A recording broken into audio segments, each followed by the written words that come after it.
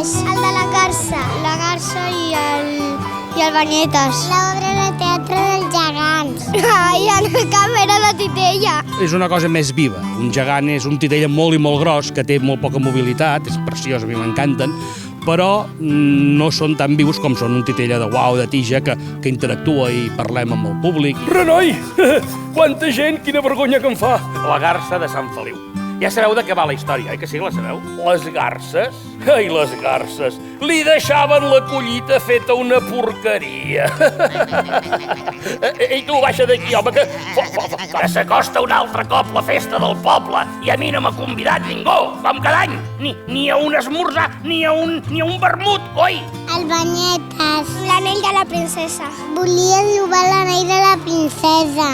Allà, a dalt de la casa, a la finestra aquella, a l'habitació, allà sobre la taula de l'escriptori, i tinc l'anell de la meva mamà, el Celsia. Sí.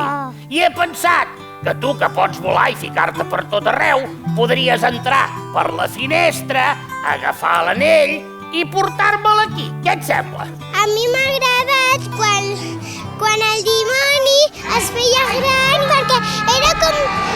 sortia foc com un petardo. M'has enganyat! Esclar que t'he enganyat! Garça tonta! Alto aquí! Ah, mira!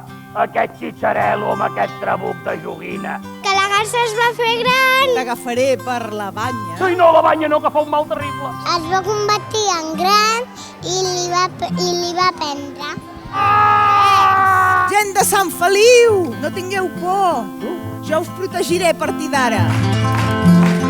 De tant en tant, molt de tant en tant vol dir que a vegades un cop a l'any o prou, o menys, el fem amb alguna altra banda, explicant que és una rondalla d'aquí, de Sant Feliu de Llobregat, està clar.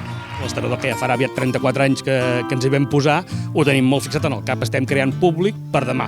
Hores d'ara ens venen nens i nenes que els seus pares i mares havien estat públic que en tenia 7, 8, 10 anys, i ara ja, doncs això en tenen 30 o més, i venen amb la canalla, i això som, vaja, una mica som com els avis artístics de tota una generació de nens i nenes del país, que ens fa molt feliços, la veritat.